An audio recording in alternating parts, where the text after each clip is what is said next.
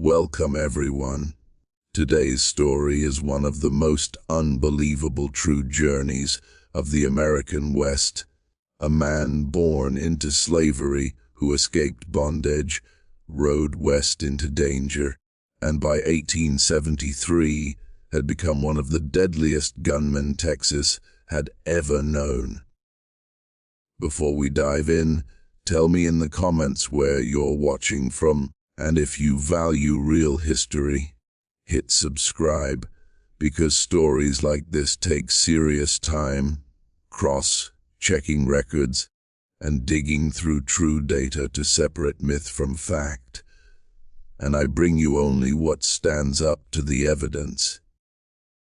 He was born into slavery in July 1838 in Crawford County, Arkansas, a world where freedom was not a right, but a forbidden dream.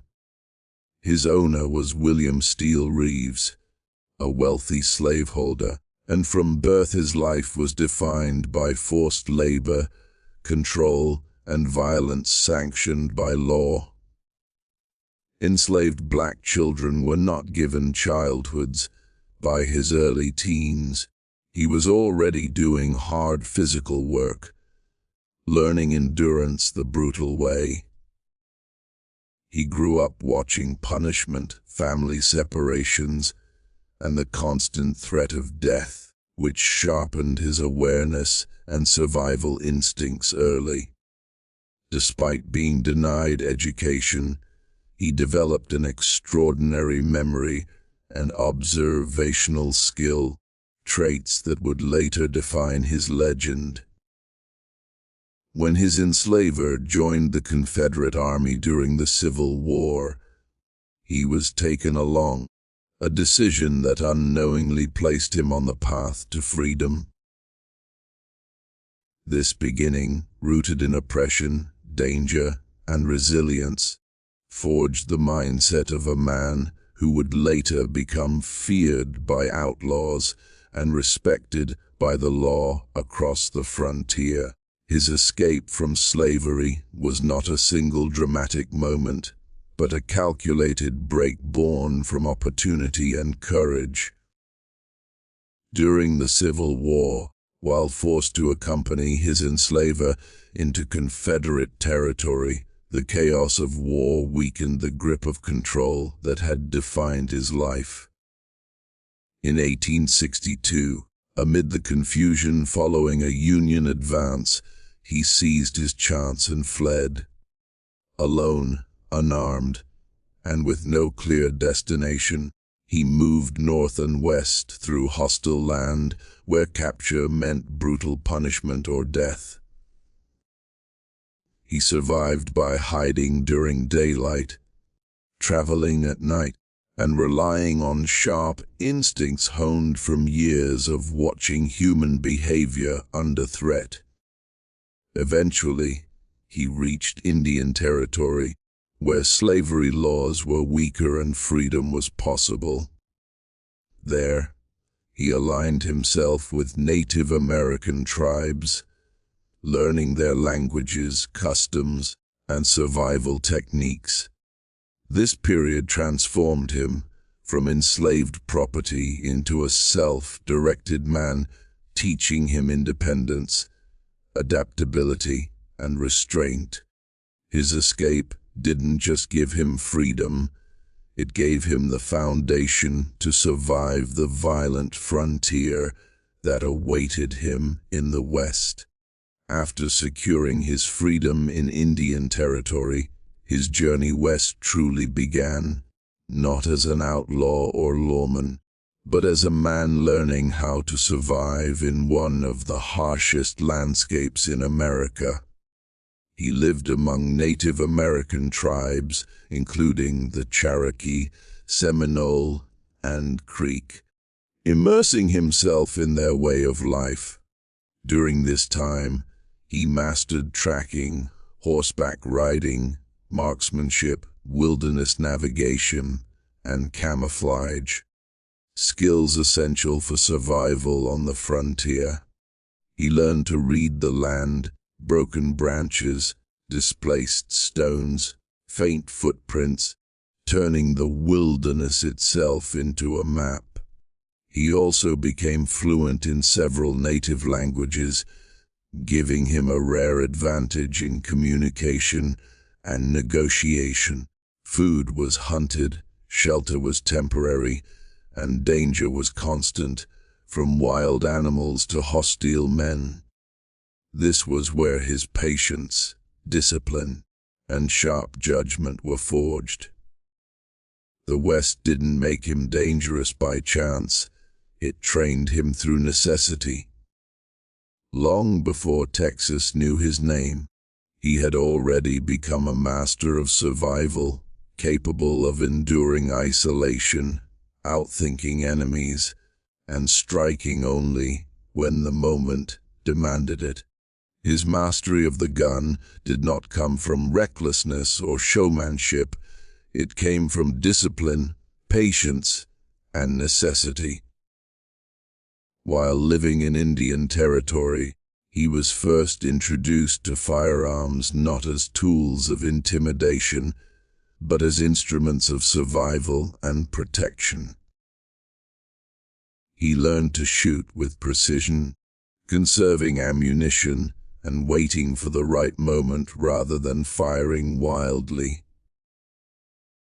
Under the guidance of experienced native warriors and frontier fighters, he practiced shooting from horseback, firing under pressure, and reloading with speed and calm hands. Just as important, he learned when not to draw a gun, understanding that restraint could be more powerful than aggression. At the same time, he absorbed the unwritten laws of the frontier. Where official law was often absent, justice was immediate, and reputation meant survival. He learned that respect was earned through consistency and fairness, not fear alone. Every encounter taught him something: how men bluff, how violence escalates, and how quickly a mistake can be fatal.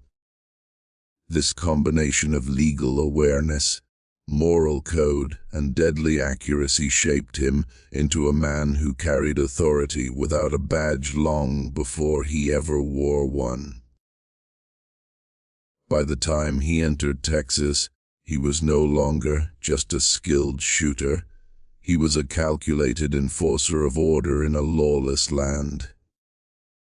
When he arrived in Texas, the state was still bleeding from the aftermath of the Civil War. Law and order were fragile, especially along the frontier, where towns sprang up faster than courts or sheriffs could control them. Bandits, cattle thieves, former Confederate guerrillas, and violent outlaws roamed freely, exploiting the chaos of Reconstruction-era Texas. Racial tension was extreme. Formerly enslaved black men were often targeted simply for existing outside white control, and justice was rarely applied equally. In many regions, the law was either corrupt, absent, or too weak to confront organized violence. This environment created a brutal reality: survival depended on strength, reputation, and the willingness to act decisively. Texas needed men who could ride hard, shoot straight, and stand alone against danger. He entered this world already hardened by slavery, war, and the wilderness, uniquely prepared for what Texas demanded. Unlike many gunslingers driven by ego or profit, he operated with purpose, understanding that hesitation could mean death. In a land where chaos ruled and fear traveled faster than truth, Texas became the proving ground that would turn him from a skilled frontiersman into a legendary and feared figure of the Old West. His reputation did not rise from loud gunfights or reckless killing. It grew quietly through results. As Texas struggled to contain violence, word began to spread about a black rider who never missed, never panicked, and never backed down.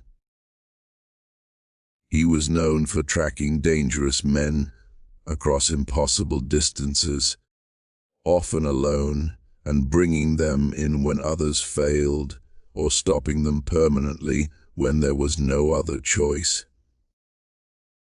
Unlike many gunslingers of the era, he relied on strategy over speed, often outthinking outlaws before ever drawing a weapon. What made him truly feared was not just his accuracy, but his calm authority. Criminals knew he would not be intimidated, bribed, or fooled. He studied his targets, understood their habits, and struck at moments when escape was impossible. Many surrendered without a fight once they realized who was after them. By the early 1870s, his name alone carried weight across Texas and the surrounding territories.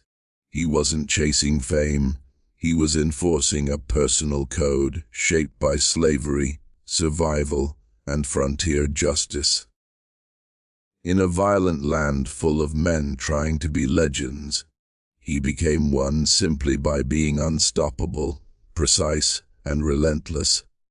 By 1873, his reputation had reached a level few men of any race ever achieved in Texas.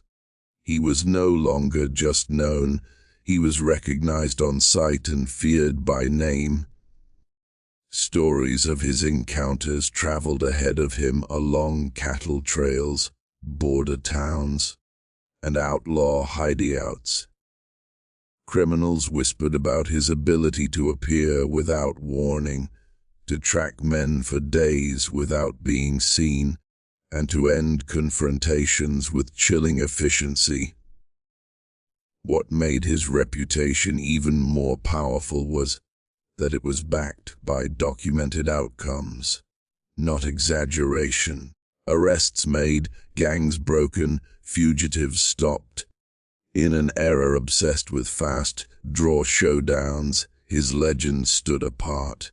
He was not flashy, not reckless, and not cruel, but he was final. Many outlaws chose to flee Texas entirely rather than risk crossing his path. For law-abiding settlers, he represented protection in a land where protection was rare. For criminals, he symbolized inevitability. By this point, he had become one of the most effective and deadly frontier enforcers in the region. Not because he sought violence, but because violence could not survive his presence. In 1873 Texas, his name carried more authority than most badges, and his reputation alone was often enough to end a fight before it began. As his fame spread, myth began to blur the truth, common in the Old West, where legends often grew larger than life. Some stories exaggerated his kill count, turning him into a near-superhuman figure, while others tried to erase or downplay his achievements altogether because of his race. The reality, however, is far more compelling and far better documented.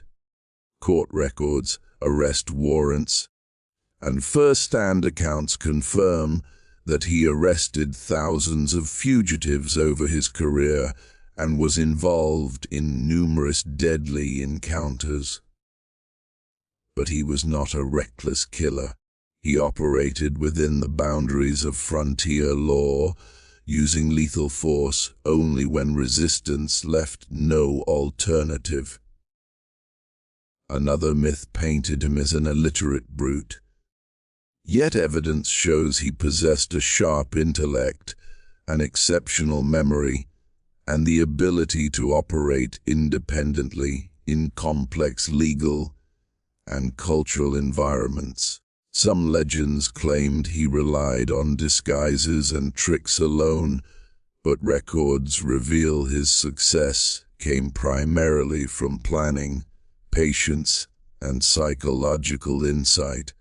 The truth strips away exaggeration and reveals something more impressive: a disciplined, methodical lawman whose effectiveness was rooted in skill, not spectacle. Separating myth from fact doesn't diminish his legacy, it strengthens it, proving that his legend stands solidly on real, verifiable history rather than campfire storytelling. His legacy in Western history is both powerful and complicated, shaped as much by what was remembered as by what was deliberately ignored. Despite being one of the most effective and formidable figures of the Texas frontier, his story was often left out of traditional Western narratives for decades. Yet the facts remain undeniable. He shattered the racial boundaries of the 19th century West, proving that skill, intelligence, and courage mattered more than the color of a man's skin.